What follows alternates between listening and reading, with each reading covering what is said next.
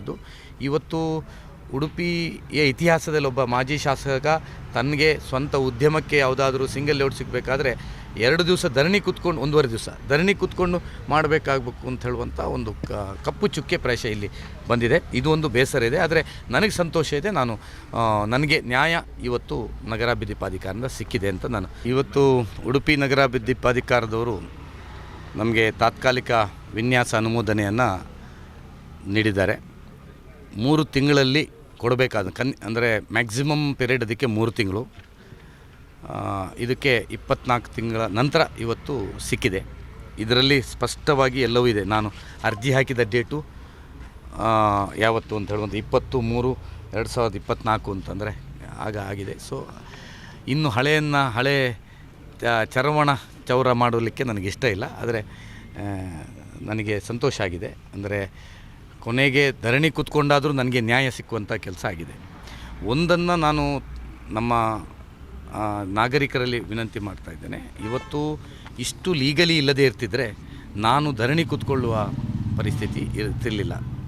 ಬೇರೆಯವರೆಲ್ಲ ಸ್ವಲ್ಪ ಹೆಚ್ಚು ಕಮ್ಮಿ ಇದ್ದರೆ ಯಾರೋ ಇನ್ಫ್ಲುಯೆನ್ಸ್ ತಗೊಂಡು ಮಾಡ್ತಾರೆ. ನಾನು ರಾಜಕೀಯ ಇನ್ಫ್ಲುಯೆನ್ಸ್ ತಗೊಳ್ಳದೆ ಲೀಗಲಿ ಮಾಡುವಂಥದ್ದೇ ಮಾಡಿದೆ. ಕೊನೆಗೆ ಅವರು ಕೊಡಬೇಕಾದ್ರೆ ಪ್ರಾಧಿಕಾರದ ಕಾನೂನು ಸಲಹೆಗಾರರ ಕಾನೂನು ಅಭಿಪ್ರಾಯ 23/3ರಲ್ಲಿ ತೆಗೆದುಕೊಂಡು ಕೊಟ್ಟಂತ. ಅಂದರೆ ಇದು ನನ್ನದು. ಯಾರೆಲ್ಲ ಇವತ್ತು ಕೆಲವರು ಅದು ಲೀಗಲಿ ಸರಿ ಇಲ್ಲ, ಕೋರ್ಟಲ್ಲಿದೆ, ಇದೆಲ್ಲ ಹೇಳ್ತಾ ಇದ್ದವರಿಗೆ ನಾನಿನ್ನು ಉತ್ತರ ಮಾಡಲ್ಲ.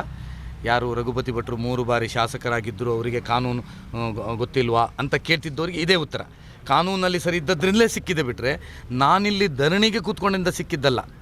ಧರಣಿಗೆ ಕೂತ್ಕೊಳ್ಳೋದೇ ಇರ್ತಿದ್ರೆ ನಾನು ಯಾಕೆ ಕೂತ್ಕೊಂಡದಂದರೆ ಇನ್ನೂ ಪುನಃ ಮೀಟಿಂಗಲ್ಲಿ ಅಂತಿತ್ತು ಕನಿಷ್ಠ 6ರಿಂದ 1 ತಿಂಗಳು, 6 ತಿಂಗಳಿಂದ 1 ತಿಂಗಳು, 1 ವರ್ಷ ಮುಂದೂಡ್ತಿದ್ರು. ಹಾಗಾಗಿ ನಾನು ಅನಿವಾರ್ಯವಾಗಿ ನನಗೆ ಕೂತ್ಕೊಳ್ಬೇಕಾದ್ದು. ಇವತ್ತು ನನಗೆ ತಾತ್ಕಾಲಿಕವಾಗಿ ಸಿಕ್ಕಿದೆ. ನಾನು ವಿನಂತಿ ಮಾಡ್ತಾ ಇದ್ದೇನೆ, ಯಾರೆಲ್ಲ ನನಗೆ ಮಾಡಬಾರ್ದಂತ ಒತ್ತಡ ಮಾಡ್ತಾ ಇರುವಂಥವ್ರು, ನಾವು ಇವತ್ತು ಇನ್ನು ಮುಂದೆ ಅದಕ್ಕೆ ಯಾವುದೇ ತೊಂದರೆ ಮಾಡಲಿಕ್ಕೆ ಹೋಗದೆ ಲೀಗಲಿ ಯಾವುದಿದೆಯಾ ಅದಕ್ಕೆ ಸಹಕಾರ ಮಾಡಬೇಕು ಅಂತ ನಾನು ಕೇಳ್ಕೊಳ್ತಾ ಇದ್ದೀನಿ. ನನಗೆ ಉದ್ಯಮಕ್ಕೆ ಸಂಬಂಧಪಟ್ಟಂಥದ್ದು. ಇವತ್ತು ಉಡುಪಿಯ ಇತಿಹಾಸದಲ್ಲಿ ಒಬ್ಬ ಮಾಜಿ ಶಾಸಕ ತನಗೆ ಸ್ವಂತ ಉದ್ಯಮಕ್ಕೆ ಯಾವುದಾದ್ರೂ ಸಿಂಗಲ್ ಲೇಔಟ್ ಸಿಗಬೇಕಾದ್ರೆ 2 ದಿವಸ ಧರಣಿ ಕೂತ್ಕೊಂಡು 1.5 ದಿವಸ ಧರಣಿ ಕೂತ್ಕೊಂಡು ಮಾಡಬೇಕಾಗಬೇಕು ಅಂತ ಹೇಳುವಂಥ ಒಂದು ಕಪ್ಪು ಚುಕ್ಕೆ ಪ್ರಾಯಶಃ ಇಲ್ಲಿ ಬಂದಿದೆ. ಇದು ಒಂದು ಬೇಸರ ಇದೆ. ಆದರೆ ನನಗೆ ಸಂತೋಷ ಇದೆ. ನನಗೆ ನ್ಯಾಯ ಇವತ್ತು ನಗರಾಭಿವೃದ್ಧಿ ಪ್ರಾಧಿಕಾರದಿಂದ ಸಿಕ್ಕಿದೆ ಅಂತ ನಾನು ಭಾವಿಸ್ತಾ ಇದ್ದೇನೆ. ಈಗ ಅದನ್ನೇ ಹೇಳಲಿಕ್ಕೆ ಹೊರಟದ್ದು ನಾನು.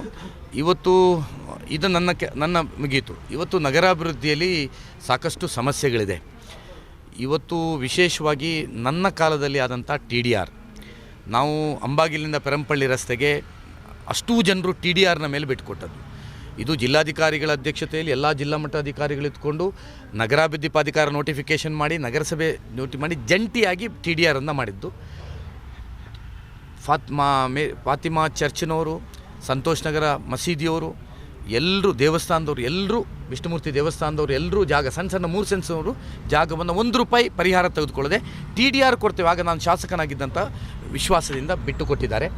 ಇವತ್ತು 3 ವರ್ಷ ಆದರೂ ಅವರಿಗೆ TDRನ್ನು ಕೊಡಲಿಲ್ಲ. ಏನೋ ಹೇಳಿದ ಕೂಡಲೇ ಅದು ಈ ಖಾತಾ ಆಗಬೇಕು, ಅದಕ್ಕೆ ಖಾತಾ. ನಾನು ಇರುವಾಗ ಕನ್ವರ್ಷನ್ ಆಗಬೇಕು ಹೇಳಿದ್ದಕ್ಕೆ 15 ಮೀಟ್ರು ನಿಮ್ಮ ಕಾಯಿನ್ ಸರ್ಕಲಿಂದ ಅಂಬಾಗಿಲ್ ಸರ್ಕಲ್ವರೆಗೆ ಒಂದು ಕನ್ವರ್ಷನನ್ನು ಮಾಡಿಕೊಟ್ಟಿದ್ದೇವೆ. ಇನ್ನು ನೆಕ್ಸ್ಟ್ ಅದಕ್ಕೆ ಹೋರಾಟವನ್ನು ಮಾಡಬೇಕಾಗಿದೆ. ಮುಂದೆ ಇಲ್ಲಿ ಏನು ಹಕ್ಕುಪತ್ರ ಸಿಕ್ಕಿದಂಥದ್ದಿದೆ, ಸರ್ಕಾರದಿಂದ ಹಕ್ಕುಪತ್ರಗಳು ಸಿಕ್ಕಿದೆ. 5 ಸೆನ್ಸು, 3 ಸೆನ್ಸು, 1 ಸೆನ್ಸು ಹಕ್ಕುಪತ್ರಗಳು ಕೊಟ್ಟಿದೆ, ಸರ್ಕಾರವೇ ಕೊಟ್ಟದ್ದು. ಅದಕ್ಕೀಗ ಲೇಔಟ್ ಪ್ಲ್ಯಾನ್ ಆಗಬೇಕು ಅಂತ ಹೇಳ್ತಾ ಇದ್ದಾರೆ. ನೋಡಿ, ಇಲ್ಲಿಯೇ ಒಂದು ಮಧ್ಯದಲ್ಲಿ ಜಾಗ ಇರ್ತದೆ, ಸರ್ಕಾರಿ ಜಾಗ. ಯಾರೋ ಒಬ್ಬ ಅಕ್ರಮ ಕೂತ್ಕೊಂಡಿರ್ತಾನೆ, 94C ಕೊಡ್ತಾರೆ 1.25 ಸೆನ್ಸ್, 3.25 ಸೆನ್ಸ್, 2.25 ಸೆನ್ಸ್ ಎಲ್ಲ ಕೊಟ್ಟದ್ದು. ಅವ ಯಾವತ್ತೋ ಒಂದು ಮನೆ ಇರ್ತದೆ. ಈಗ ನಿಮಗೆ ಏನಾದ್ರು ಮನೆ ಕಟ್ಟಲಿಕ್ಕೆ ಮಾಡಬೇಕು ಅಂತಾದರೆ ಹೊಸ ಲೇಔಟ್ ಆಗಬೇಕು ಅಂತಾದರೆ ಅದಕ್ಕೆ ಸಿಂಗಲ್ ಲೇಔಟ್ ಆದರೆ 15% ಬಿಡಬೇಕು, ಫುಲ್ ಲೇಔಟ್ ಆದರೆ 45% ಬಿಡಬೇಕು, ರೋಡ್ ಅಷ್ಟೇ ಅಗಲ ಇರಬೇಕು ಅಂತೆಲ್ಲ ಇದೆ. ಅದು ಸಿಂಗಲ್ ಲೇಔಟ್. ಇವತ್ತು ನೂರಾರು ಬಡವರು ಇದರಲ್ಲಿ ಸಮಸ್ಯೆ ಆಗ್ತಾಯಿದ್ದಾರೆ. ಮತ್ತು ಇಲ್ಲಿ ನಗರಾಭಿವೃದ್ಧಿ ಪ್ರಾಧಿಕಾರದಲ್ಲಿ ತುಂಬ ಅವ್ಯವಸ್ಥೆಗಳಿದೆ. ಪ್ರಾಯಶಃ ಇದಕ್ಕೆ ಪ್ರತ್ಯೇಕವಾದಂಥ ಹೋರಾಟವನ್ನು ನಾಗರಿಕರ ಪರವಾಗಿ ಖಂಡಿತವಾಗಿಯೂ ಮಾಡಲೇಬೇಕಾಗಿದೆ. ನಾನು ಪ್ರಾಯಶಃ 11ನೇ ತಾರೀಕಿನವರೆಗೆ ನಂದು ದೇವಸ್ಥಾನದ ಸಂಹಿತ ಯಾಗ ಇದೆ. ಆನಂತರ ಅದರ ಒಳಗೆ ನಗರಾಭಿವೃದ್ಧಿ ಪ್ರಾಧಿಕಾರದವರು ನಾನು ಇವತ್ತು ಗಡುವನ್ನು ಕೊಡಲಿಕ್ಕೆ ಬಯಸ್ತಾ ಇದ್ದೇನೆ. ಮುಂದಿನ 11-12ನೇ ತಾರೀಕಿನ ಒಳಗೆ ಎಲ್ಲ ಯಾರು ಇವತ್ತು ಅಧ್ಯಕ್ಷರು ಅದಕ್ಕೆ ನಿರ್ಣಯವನ್ನು ಮಂಡಿಸಿದ್ದಾರೆ, ಯಾರು ನಗರಾಭಿವೃದ್ಧಿ ಪ್ರಾಧಿಕಾರದ ಅಧ್ಯಕ್ಷರು ಮಂಡಿಸಿದ್ದಾರೆ. ಅದಕ್ಕೆ ಕಮಿಷನರು ಮತ್ತು ಅಧಿಕಾರಿಗಳು ತಡೆ ಹಿಡಿತಾ ಇದ್ದಾರೆ. ಹಿಂದಿನಿಂದ ಕೊಡ್ತಾ ಇತ್ತಿದ್ದು, ಹೊಸತಲ್ಲ, ನಾನು ಶಾಸಕನಾಗಿದ್ದಾಗ ಕೊಡ್ತಾ ಇತ್ತು. ಆ ಸಿಂಗಲ್ ಲೇಔಟು ಅಂತಲ್ಲ, ಯಾರು ಬಡವರು ಹಕ್ಕುಪತ್ರ ಸರ್ಕಾರ ಕೊಟ್ಟದ್ದು, ಯಾರೋ ಖಾಸಗಿಯವನು ಇದು ಮಾಡಿದ್ದಲ್ಲ, ಯಾವುದು ಲೇಔಟ್ ಮಾಡಿದ್ದಲ್ಲ, ಸರ್ಕಾರ ಕೊಟ್ಟಂಥದ್ದಕ್ಕೆ ಇವರು ಸಿಂಗಲ್ ಲೇಔಟು ಅಂತ. ಸಿಂಗಲ್ ಲೇಔಟ್ ಕೊಡೋದಾದರೂ ನಿಯಮಾವಳಿಯನ್ನು ಸಡಿಲಿಸಿ ಅದಕ್ಕೆ ಕೊಡಬೇಕು, ಅದನ್ನು ಮಾಡಬೇಕು. ಇಲ್ಲದಿದ್ದರೆ ಈ TDR ಮತ್ತು ಇನ್ನಿತರ ಹೋರಾಟಗಳ ಬಗ್ಗೆ ಖಂಡಿತವಾಗಿಯೂ ನಾವು ಹೋರಾಟ ಮಾಡುವಂಥ ಅನಿವಾರ್ಯತೆ ಇದೆ ಅಂತ ನಾನು ಹೇಳಲಿಕ್ಕೆ ಬಯಸ್ತಾ ಇದ್ದೇನೆ. ನಾನು ಸಲಹೆ ಈಗ ನನ್ನದು ಮುಗ್ದದ್ರಿಂದ ನಾನೀಗ ಅದನ್ನು ಹೆಚ್ಚು ಮಾತಾಡಲಿಕ್ಕೆ ಹೋಗಲ್ಲ. ಯಾಕಂದರೆ ನಾನು ಸೂಕ್ಷ್ಮವಾಗಿ ಹೇಳಿದೆ, ಯಾರು ನಿನ್ನೆ ಅವರು ಚೀಫ್ ಸೆಕ್ರೆಟರಿ ಬರೆದರು. ಹಾಗಿದ್ದರೆ ಇವತ್ತು ಪತ್ರಿಕಾಗೋಷ್ಠಿಯಲ್ಲಿ ಕೆಲವರೆಲ್ಲ ನಮ್ಮ ಸ್ನೇಹಿತರುಗಳೇ, ನಮ್ಮೊಟ್ಟಿಗೆ ಬೆಳೆದವರು, ನನ್ನನ್ನು ಬೆಳೆಸಿದವರು, ಅವರೆಲ್ಲ 3 ಬಾರಿ ಶಾಸಕರಾದಂಥವರಿಗೆ ಕಾನೂನಿನಲ್ಲಿ ಗೊತ್ತಿಲ್ಲದೆ ಧರಣಿ ಮಾಡ್ತಾ ಇದ್ದಾರೆ ಅಂತ.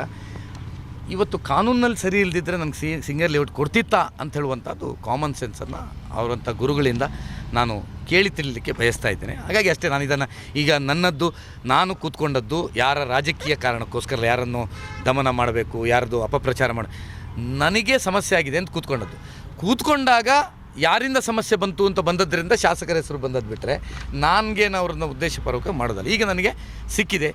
ಇನ್ನು ಮುಂದೆ ನನ್ನ ಉದ್ಯಮಗಳಿಗೆ ತೊಂದರೆ ಮಾಡದಿದ್ದರೆ ನಾನು ಮತ್ತೆ ಪುನಃ ಆ ವಿಷಯಗಳನ್ನು, ಹೆಸರುಗಳನ್ನು ತೆಗೆದುಕೊಂಡು ಹೋಗೋದಿಲ್ಲ. ಮತ್ತೆ ಪುನಃ ನನ್ನ ವೈಯಕ್ತಿಕಕ್ಕೆ ಬಂದರೆ ಮತ್ತೆ ಹೇಳಲೇಬೇಕಾಗ್ತದೆ ಅನಿವಾರ್ಯವಾಗಿ, ಅಷ್ಟೇ. ಹಾಗಾಗಿ ಇವತ್ತಿಗೆ ಅದನ್ನು ನಾನು ಇಲ್ಲಿಗೆ ನನ್ನ ಇದನ್ನು ಕ್ಲೋಸ್ ಮಾಡಿದರೆ, ನಾನಿನ್ನು ಲೀಗಲಿ, ಈಗ ನಾನು ಹಿಂದೆ ಹೇಳಿದ್ದೇನೆ, ಹಿಂಬರ ಕೊಟ್ಟರು ಲೀಗಲಿ, ಈಗೇನು ನನಗಿಲ್ಲ, ಸಿಂಗಲ್ ಲೇಔಟ್ನ ಕೊಟ್ಟಿದ್ದಾರೆ, ಮುಂದೆ ನಾನು ನನ್ನ ಕಾನೂನು ಮಾಡ್ತೇನೆ.